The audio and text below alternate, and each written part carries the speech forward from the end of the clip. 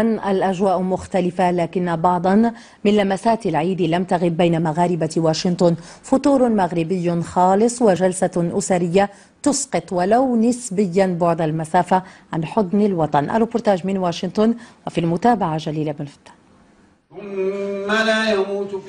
الصورة من فيرجينيا بأمريكا. مواطنون مغاربة يؤدون صلاة عيد الفطر، مشهد يعكس الأجواء الروحانية لهذه المناسبة التي احتفلوا بها يوم أمس بعيدا عن الوطن الأم. الفكرة من وراء هذه هو لم شمل مجموعة من المغاربة المتواجدين في المنطقة. الحمد لله جالية كبيرة في الولايات المتحدة الأمريكية، وجالية كبيرة ضخمة جدا في ماريلاند فيرجينيا، وهناك مناطق أخرى فيها مؤسسات أخرى تقوم بنفس ما قمنا به اليوم. وبعد الانتهاء من الصلاة مباشرة الوجه مائدة الإفطار، حلويات وفطائر وأنواع أخرى حرصت النساء على تقديمها بهذه المناسبة التي تكتسي أهمية كبيرة عند الكبار كما الصغار.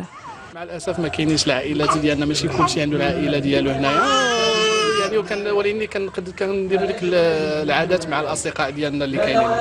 كنا كنفطروا، كل واحد جاب أطباق يعني من البغرير، كواسون، واحد يعني جاب أطباق متنوعة، وكنفطروا مع الجميع. وكاين الدراري كيديروا الفيس بينتين على وجههم والبالونز.